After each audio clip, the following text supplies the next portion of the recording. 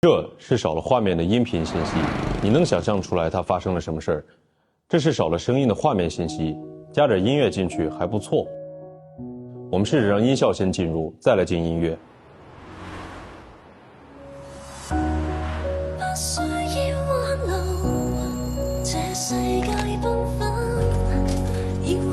大家晚上好，欢迎走进今天的晚间新闻站。所以不只是画面，声音也可以用来叙事。当然，我在直播的时候，大部分朋友们给我发过来的视频只加了背景音乐，影片带给观众的是视觉和听觉的感受。加了音效的画面会让你有种亲临现场，直接被带入到场景的感觉。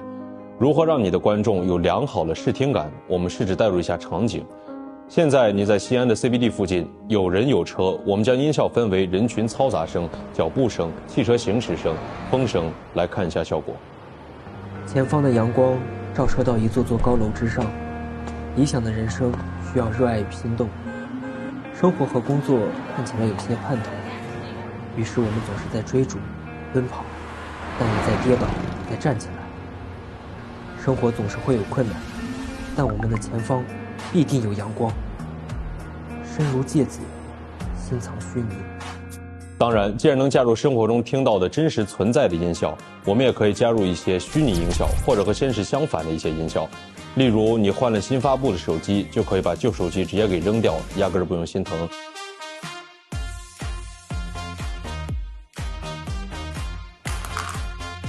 因为你在用音效来制造和现实相反的事情，现实是不会扔，扔了也心疼。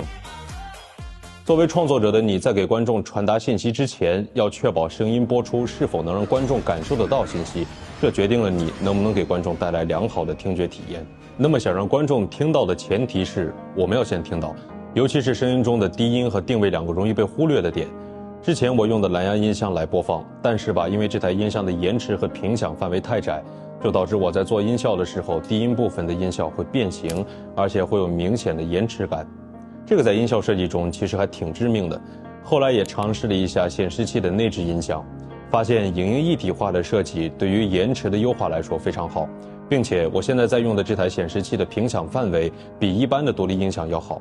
在低音呈现的时候，声音不会变形，加上3个不同位置的独立箱体带来的清晰定位，基本上把我之前遇到的问题都可以解决得掉。并且我们在做音效的时候会覆盖多层音轨，这台显示器的现场音效模式有独立的音场设计，能将每一层的音轨声音更准确地体现出来。大家可以云试听一下哈。